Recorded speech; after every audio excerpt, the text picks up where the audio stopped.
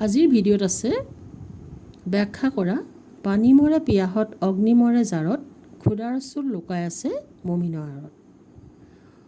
উক্ত কথাফাকি বা উক্ত কবিতাফাকি আজান ফকীৰ ৰচিত জিকিৰ কবিতাটিৰ পৰা তুলি অনা হৈছে।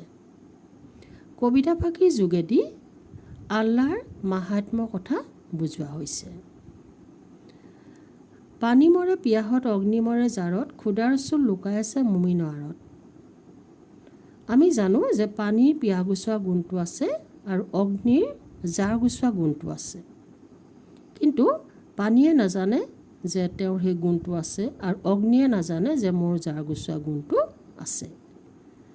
গতিকে কবিতাফাকিত আজান ফকীৰদেৱে বুজাবলৈ বিচাৰিছে যে মুমিনৰ আঁৰত, মুমিন মানে হৈছে এজন বিশ্বাসী মুছলমান যিজনে আল্লাহক বিশ্বাস কৰে, সেই বিশ্বাসী মুছলমানজনৰ আঁৰতে আল্লাহ লুকাই আছে, অৰ্থাৎ তেওঁৰ ওচৰতে আল্লাহৰ কৃপা পাব পাৰি।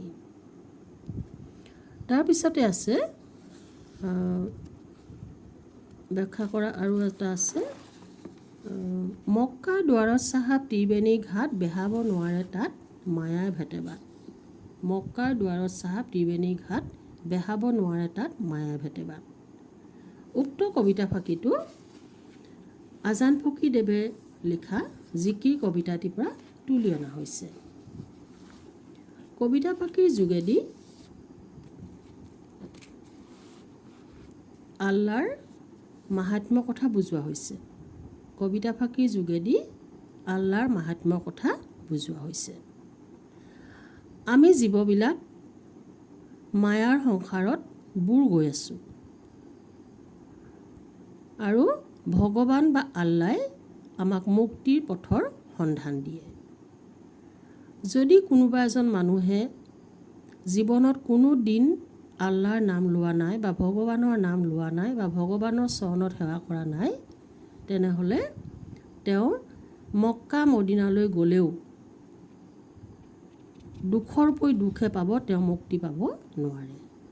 মক্কা শব্দটো ইয়াক বুজাইছে যে মক্কা হ'ল মুছলমানসকলৰ পবিত্ৰ তীৰ্থস্থান। মানুহবিলাকে মক্কালৈ যায় জীৱন বাটত, জীৱনৰ সময়ত, যে তাত গ'লে আমি মুক্তি পাম। কিন্তু যিদৰে মায়াৰ সংসাৰত থকা মানুহে কোনো দিন আল্লাহৰ বা ভগৱানৰ নাম লোৱা নাই বা ভগৱানৰ চৰণত নিজকে অৰ্পণ কৰা নাই, তেনেকুৱা এজন মানুহে কেতিয়াও মক্কালৈ গ'লেও মায়াৰ পৰা বাচিব নোৱাৰে বা মক্কালৈ গ'লেও তেওঁ শান্তি পাব নোৱাৰে বা মুক্তি পাব নোৱাৰে, দুখৰ হৈ দুখহে পায়। ত্ৰিবেণী বুলি কৈছে ইয়াত গংগা যমুনা আৰু সৰস্বতী সংগমস্থলক ত্ৰিবেণী বুলি বুজোৱা হৈছে। ইয়াৰ পিছতে আছে আৰু এটি ব্যাখ্যা কৰা, সজাৰ মইনাটি অনেক যুগুটি দেওমাৰি পাৰ হ'লে এৰিলে প্ৰীতি। উক্ত কবিতাফাকি আজান ফকীৰদেৱে লিখা কবিতাটিৰ পৰা তুলি অনা হৈছে। উক্ত কবিতাটি আজান ফকীৰদেৱে লিখা জিকিৰ নামৰ কবিতাটিৰ পৰা তুলি অনা হৈছে। কবিতাফাকিৰ যোগেদি আমাৰ দেহৰূপী সজাটো আৰু মইনাৰূপী আত্মাটোৰ কথা কোৱা হৈছে। যেতিয়া এজন মানুহ জীৱিত অৱস্থাত থাকে, আমাৰ দেহটোক কবিয়ে সজা বুলি কৈছে আৰু মইনা বুলি বুজাইছে আমাৰ ভিতৰত থকা যিটো আত্মা, অৰ্থাৎ অস্তিত্ব, আল্লাহৰ অস্তিত্ব, অৰ্থাৎ ভগৱানৰ অস্তিত্ব। যেতিয়া সেই দেহৰূপী সজাটোৰ পৰা আত্মাৰূপী মইনা চৰাইটো গুচি যায়, তেতিয়াহ'লে আমাৰ শৰীৰটোৰ কোনো মূল্য নাথাকে। যিদৰে আমি এটা সজাত মইনা চৰাই এটি পুহিলে, সেই মইনা চৰাইটো যেতিয়া সজাৰ পৰা ওলাই যায়, তেতিয়া আমাৰ সেই মইনা চৰাই সজাটোৰ কোনো মূল্য নাথাকে, আমি সজাটো দলিয়াই দিওঁ বা পেলাই দিওঁ বা এঠাইত পেলাই থওঁ।